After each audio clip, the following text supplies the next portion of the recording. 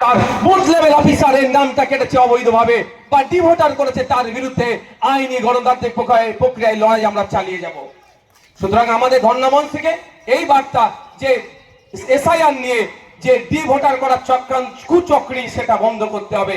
তাই বন্ধুগণ, এই নিয়ে আমাদের ধর্ণা মঞ্চ, আমাদের ধর্ণা মঞ্চের আগামীকাল রবিবার, পরশুদিন সোমবার আমরা 3টে জায়গায় ডেপুটেশন দিয়ে ধর্ণা মঞ্চ পরশুদিন এই ফেজের আমরা সমাপ্ত করব।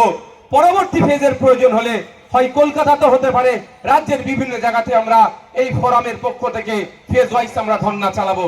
তাই আমরা সোমবারে আমরা নির্বাচন কমিশনে কলকাতায়, ইলেকশন কমিশন অফ ইন্ডিয়ার যে অফিস কলকাতায় আছে, সিইও দপ্তর, সেখানে আমরা আমাদের মঞ্চের পক্ষ থেকে, ফোরামের পক্ষ থেকে আমরা ডেপুটেশন দেব আদার ব্যাকওয়ার্ড ক্লাস কমিশনের কাছে, ওবিসি সার্টিফিকেট নিয়ে, এসটিএসসি সার্টিফিকেট নিয়ে যে নোংরামি হচ্ছে তার জন্য।